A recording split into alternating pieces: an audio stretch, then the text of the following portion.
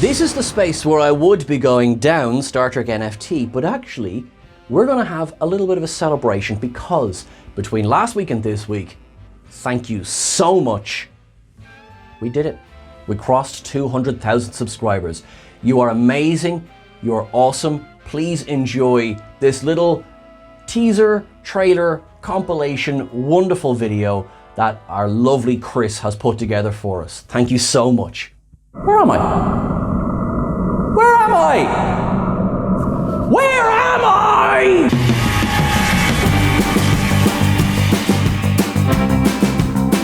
How would you guys like to start a Star Trek channel? Have we any idea what came through the rupture before we were able to shut it down? We seek new life and new civilizations, but mess with us. Real-life dolphins that you have seen in a nature documentary, and I have dated at least 2 women with tattoos on them. Violence falls for a reason. It's not just because it's fun. Whee! Ride the ball down. I'm the wisecracking first officer who kisses hot alien babes first, asks questions later. Chris is the chief engineer because he makes things work and look nice. Marcus is the captain, obviously, as he's the only one who's verified on Twitter. Brian Blossom! Brian Blossom! I am, in fact, still very much under probation, Sean Ferrick. As he was deemed to be satanic. Episode 14, Beverly a ghost. 100 king food. Get in. This get in. Good. Oh yeah. Which is great, but then Uhura and Sulu end up dead. Because that's who you go get sex advice from on the Enterprise. This one may lean a little heavy on the conspiracy theory side of things, but they just haven't showed it to us yet. Terry Farrell grabbed my hand and said how proud that made her, and that is a memory I really just wanted to share with everybody today. Take a walk with me as we go and do some cetacean observations. Hi, Dad. With that in mind then, I'm Ellie with Trek Culture, and here are 10 examples of Star Trek story arcs you can binge in a day. The show is, to quote a famous Trek Culture voice, piss funny. So stupid. Yeah. Wait, what? Guys, we're cutting live to Adam Cleary right now.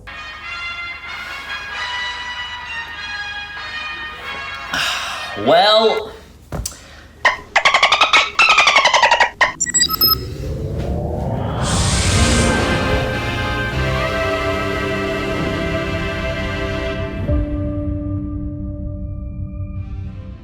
let me begin with an up this week, and that is the relationship between Raffi and Seven as they're trying to track down Jurati and the Queen. Now, I have lamented a little bit this season that Raffi has been not a pointless character by any means, but certainly her story has had a little bit of a meandering feeling to it. And Seven, after the kind of explosive beginning of President Annika Hansen, again has been a little bit underused. Now, they both come into their own a little bit this week because it's Seven's knowledge from being a former drone that becomes paramount to finding Jurati, and also there's discoveries about Raffi this week that make a lot of sense for how she's been acting for the whole season. Specifically, just after they go to the bar and they interact with the barman, who I will come back to in a little while, they have to find a way of tracking, right? How would a queen think? So Raffi just goes, "All right, Seven, Borg up, lady." I burst out laughing. I was there drinking my coffee and I nearly inhaled it. Because, I mean, it's a perfectly acceptable question to ask a former drone, except it's really rude and you shouldn't ask a former drone to Borg up because reasons. Every now and again, you know, they'll come out with, "How dare we mention my former status as a Borg? Oh, I'm a former Borg. I can really help this." There is a good way that she acts straight away, which is no cranial implant, no proximity transceiver. And yeah, that makes an awful lot of sense. That's fine. She gets a little bit offended that Raffi goes to, "Hey, Borg up," you know? I was a bit like, why are you offended? It's like, it would be your number one attribute in that we are hunting a Borg, having knowledge of the Borg. Now, but I sort of get the way they're portraying their relationship. I get it, because you don't want to be over-reliant on one character trait either. It would be like turning around to Raffi and saying, "Hey, PTSD up, lady." You know, yes, it could get a little bit offensive after a while. And actually, my second up of the episode does go a little bit to Raffi's PTSD. We find out exactly why she feels the guilt that she does over Elnor's death. We get a flashback. It's a lovely cameo from Evan Evagora this week, where Elnor informs Raffi that he has been basically recalled to Vashti by the Co-op Malat, and he feels honor bound to go back. We get a couple of nice references to Choose to Live there as well. Raffi sort of plays the card of, oh, well, I mean, you know, I'll be left alone and sad, but oh, you do you. Yeah, you go back. I'll be fine alone. You'll be fine. It is, as Raffi admits herself, it is manipulation, it is emotional manipulation, and it's quite painful to watch, really, because when you have a character who is as on the nose honest as Elnor, he would be very easy to manipulate, because if you tell him something, he will assume that it's truth. Or, you know, if you put across some way of feeling, he will take that at face value.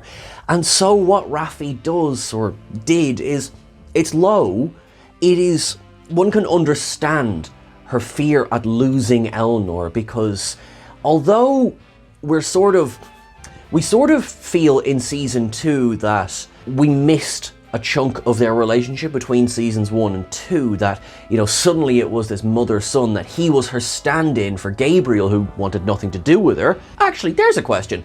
Raffi was completely vindicated. Why didn't Gabe turn up again? Hopefully we'll get a bit of a resolution to that one. While we have missed a bit of Elnor and Raffi's backstory, this is enough to show that, yes, alright, period of time goes by, they are close, Raffi's not ready to lose him, she uses this manipulation. It's sad to see, but hey, she's hardly the only character who's ever done that in Star Trek before. So yes, their entire interplay, that was an up for me this week. A third up that I have this week goes to Issa Briones. She doesn't get an awful lot to do, and I will have it down in a second, but I really like how she acts, because I struggled a lot with Soji in season 1 because of some of the things she was being given to do. It was all very, you know, up at 150% the whole time, except for that beautiful, beautiful scene where Soji and Picard are discussing data. You need to watch that scene. Corey, I really like. I love how she performs this character.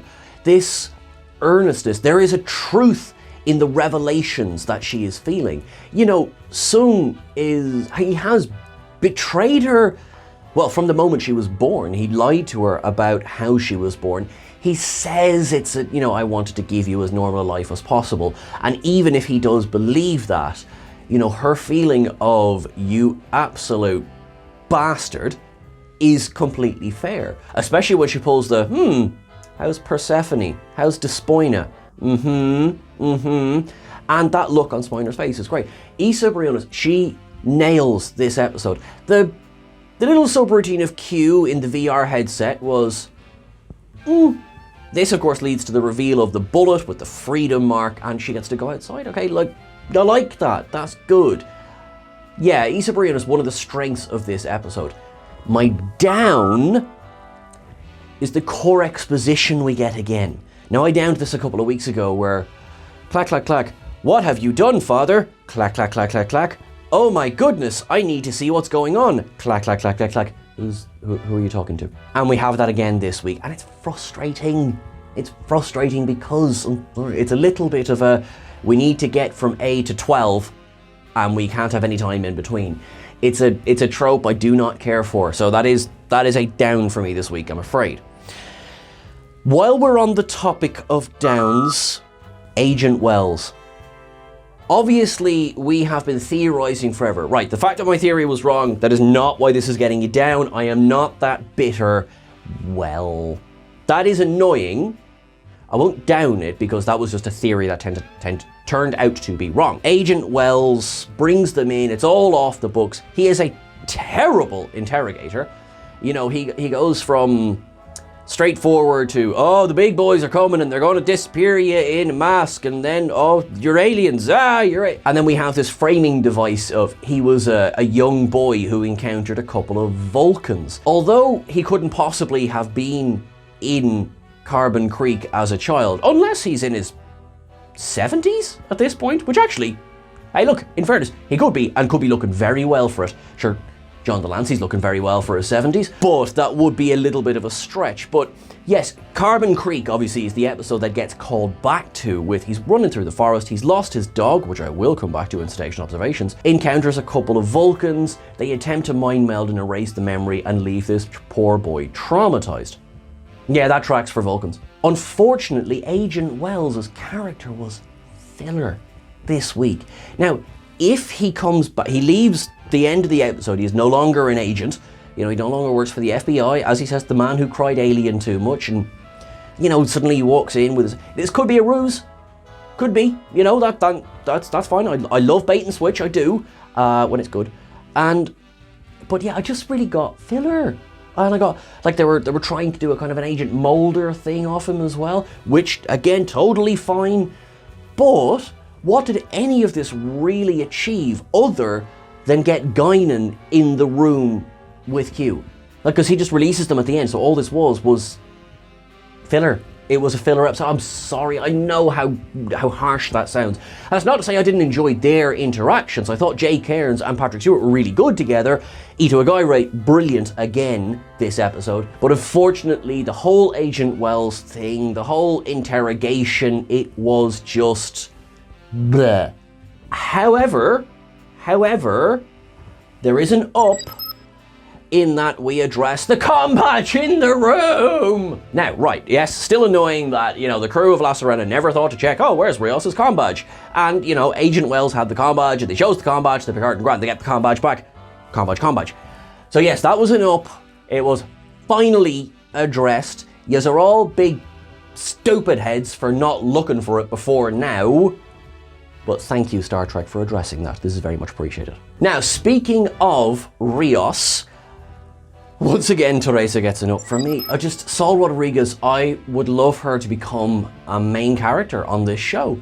Poor old Ricardo's now not very well after he eats the cake too fast. That's a bit of a theme on La Sirena. Maybe stop making cakes. Jurati got sick off the cake back in season 1, and Ricardo's getting sick off the cake in season 2. I think you need to stop making cakes, La Sirena. Teresa and Rios' interaction, and particularly how Teresa tries to get him to speak a little bit more about himself. I mean, you're on his spaceship from the future. Rios, you might as well open up now at this point. Damage done, mate. And it's just a beautiful interaction. And then that little kiss that they share and Rios' little grin afterwards. It's good soup. I really don't want her to stay in the past. Again, horrendous destruction of the timeline. I mean, at this point, how can they potentially save the timeline at all? Like, they can't. Oh God, I hope they don't do a reset button. And only Picard remembers the whole thing, because if that's the case, there's going to be a few downs for that one. But despite the whole timeline breaking story of it all, Teresa and Rios remain, in fact, have sort of become the highlight of this series for me. Now that was something I wasn't really expecting. There is a scene that is neither an up nor a down, but I feel definitely needs to be spoken about, and that is the scene between Guinan and Q. Q addresses the fact that, you haven't met me yet, but he talks about the sacred nature of this ritual. We get the fact that, yes, it did work, it was just slowly, because Q he says it, I am dying. And I still don't really get why he's doing what he's doing. He talks about it's not the trap that's important, it's the escape. Is this his way of saying he's trying to escape death himself? That if Picard can reset the timeline and escape this situation that he's in, then perhaps there's hope for him as a Q as well. If so, why specifically this period of time? Now, we know that Rene Picard is going to discover something on the Europa mission that will, have enormous impact in humanity. That's great, yeah, but again, I don't really understand yet what the significance is of this time period, why this is happening. And kind of because, we're 8 episodes in, there's only 2 left. This is why I'm saying it's not really an up or a down, because I really enjoyed the scene, and I really thought Ito Aguirre and John Delancey were really good together. John Delancey is playing a very different version of Q, and I've seen a little bit of criticism of the way he plays Q online in this season, and it's certainly different. It's definitely not the trickster Q we know from before, but it does add a depth to this relationship between him and Picard, him and Guinan, and I have to say, I am enjoying this portrayal of Q. So the only reason I'm not upping it is because it was a scene where, by the end, we didn't really advance anything, we didn't really get any further, we didn't really discover anything. Also, Guinan's new power was cool. It was a bit kind of like, of course, yes, the telepathic nature of Guinan. Seems like something that might have been shown before now, but I didn't hate it. I didn't hate it by any means. I know I said I'm being very, very harsh. I did enjoy this episode. But yes, it was sort of like, it was a bit of a reach. So, it is neither an up nor a down, and much like the Agent Wells plot, perhaps I just put a little bit of filler into this video. I remain glad to say that Agnes Jurati gets an up from me again this week. She gets slightly less to do, but she is now playing Annie Wershing's Queen at this point in this episode, and she's nailing it. Alison Pill is doing such a good job. The fact that she, that scene between her and Seven and Raffi, where we see the shades of Jurati just come out in time for her to save Raffi's life, really, really enjoyed that. Felt bad for the poor ginger guy who's a bit like, hey, baby, oh crap. And I do like the kind of lo-fi way they're doing assimilation.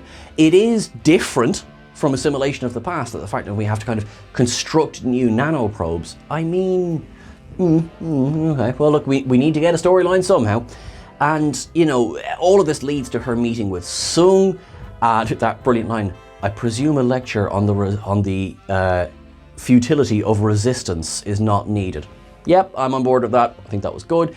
The fact that Sung and a Borg queen become allies, yep, totally on board with that. That makes sense to me. The little, the reveal at the end that they're going to assimilate basically SEAL Team 6 is good as well. Who's up for adding a little bit of biological and technological distinctiveness to our own? Yes, I like it. Now, I am of course now realizing that these soldiers were shown in one of the first trailers. So, I mean, Star Trek Picard, come on now. So we know we're going to end up back at Chateau Picard, and they're going to be hunting these people with green laser sights. Yep, that'll probably end well. Now, hang on. She wants La Serena's tech. So, I suppose, but she controls La Serena. It's Borg, the encryption code. And if Rios was able to beam on board, down. Her entire plan is about getting back to La Serena. Now, Rios was able to beam to La Serena no problem after it had been assimilated. It's all locked out with Borg encryption codes, so what's stopping her from getting back? If it's just the fact that she needs more nanoprobes, then okay, but it's a little bit, perhaps let's get a wee little army together so that we can fight crew of La Serena, sure. But she's already proved herself to be quite the fighter against Seven and Raffi. Maybe she doesn't want to risk being shot with a phaser. Fair, who would? This is a down for me. I don't like the way this plan has gone. Oh, I'm happy to see where it goes from here. There we have it. It was a bit of a mix of an episode this week. A little bit slower pace, again, with so little left in the season. I wasn't massively sold on it. Some good stuff in there. Some good nods to other things as well, but yes, on its own, Mercy, not the best episode of the season. Now, let's see if the episode can redeem itself at Cetacean Observations.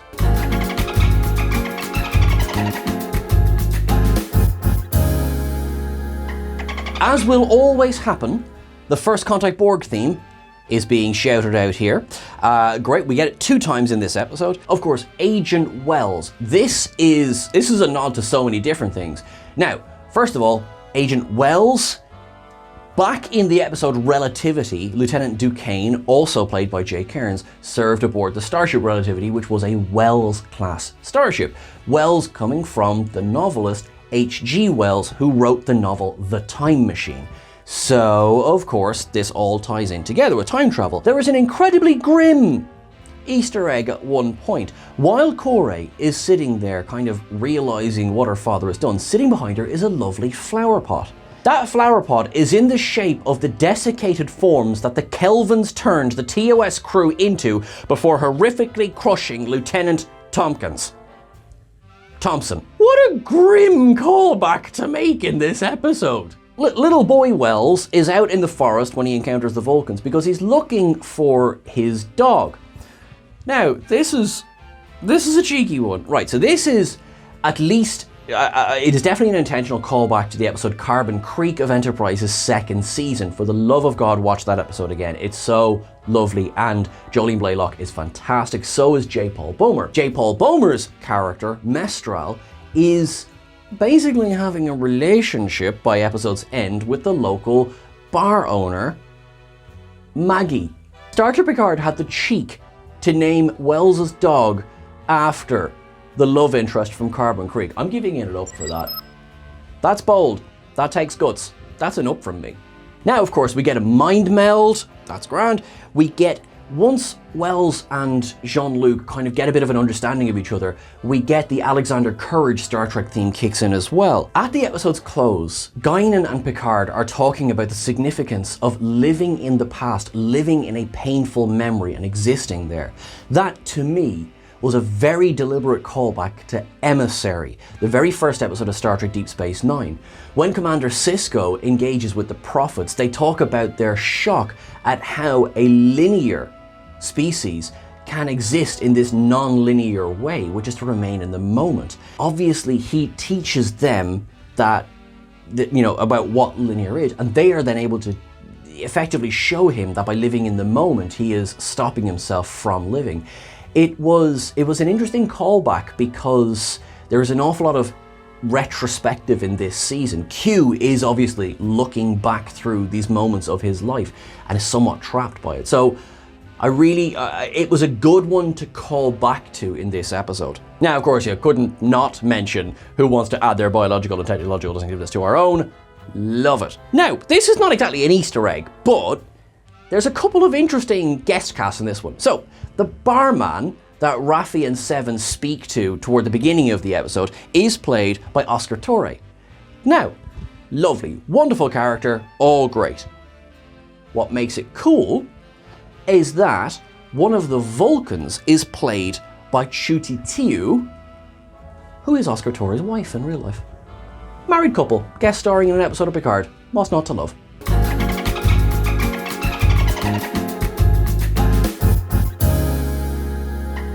Now that's everything for our episode this week. If you want to add anything, let me know in the comments below. Don't forget to like, share and subscribe. Remember, you can catch us over on Twitter at Trek Culture. You can catch myself at Sean Ferrick on Twitter, Instagram and TikTok, where you can join in for daily tidbits about Star Trek. It's a lot of fun. Until I see you again, make sure you live long and prosper. Look after yourself. Look after your friends and family. Remember, if you need a break, sit down and take it. There's only one you in the universe. Make sure you look after it. To my friends in Ukraine, stay strong. We're thinking of you. Have a wonderful time. Make it so.